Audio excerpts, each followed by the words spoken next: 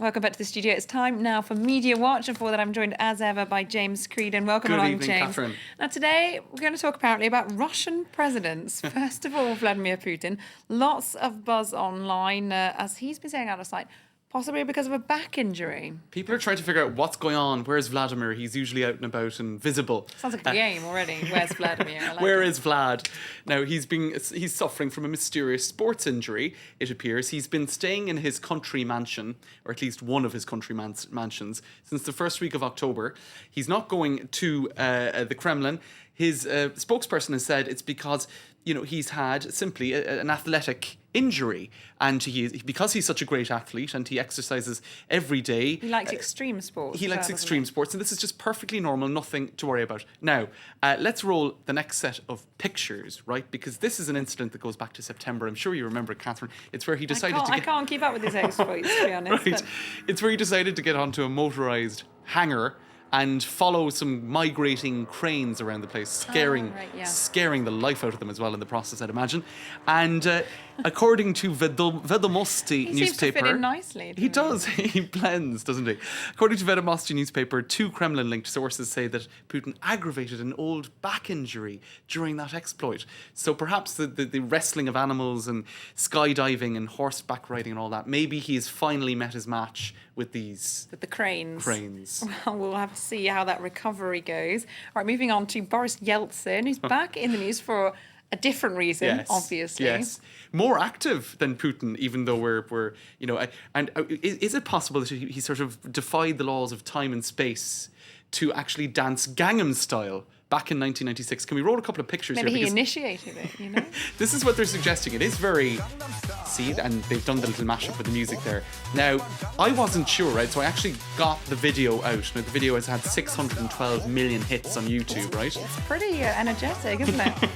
That was when he won in 1996. He got re-elected. He was happy about that. Let's have a look at the blending of the two, just very quickly, to see if these people who are making this comparison have any point to make. So this is Psy, the South Korean sensation, and there he is doing that kind of, I think, the pony dance, and you can see Yeltsin doing something quite similar. To be honest. Right, I think he was just drinking too much vodka. And here the hand is in the air, and up.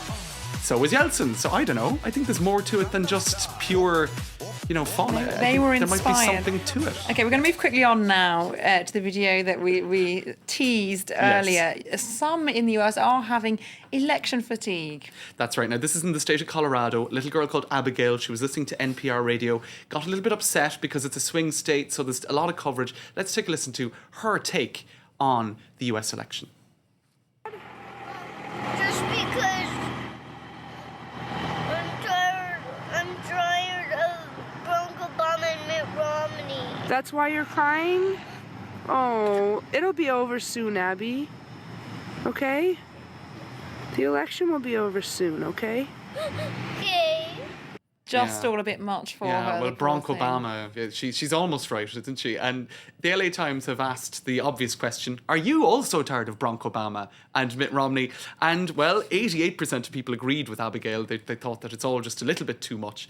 And on Twitter, you've inevitably have the hashtag Barack Obama, she cries for us all. And another person saying, well, these attack ads that scare kids and old folks alike. Shame on Barack Obama, in fact, it for that. must be quite intense if you do live in a swing state, because there's a huge amount of campaigning and media coverage. And if you're going if you on. just want to, look at the Care Bears and be happy, and it must all be overwhelming. These attack ads. All right, and James, we're going to really quickly go on to the next story. Were five French spies beaten up in Bulgaria? Yeah, that's a bit embarrassing, isn't it? As I was saying earlier, it's not very James Bond to get beaten up in Bulgaria. Now, according to Le Point magazine, taken up here by one of Le Monde's blogs, des agents des services secrets français molestés en Bulgarie. Now, I was very disturbed with that headline because molested sounds awful, but it's not the same. It just means beaten up in French. In any case, they were in a car. There were 5 of them. They had maps. They had diving gear. It seems they were on some sort of training expedition, and they were set upon by some Bulgarian thugs, and they're now in a hospital outside of Paris. But I suppose it is embarrassing given their choice of career. Well, they need to keep up with that training, don't they, clearly, in order to be fearless James Bond types.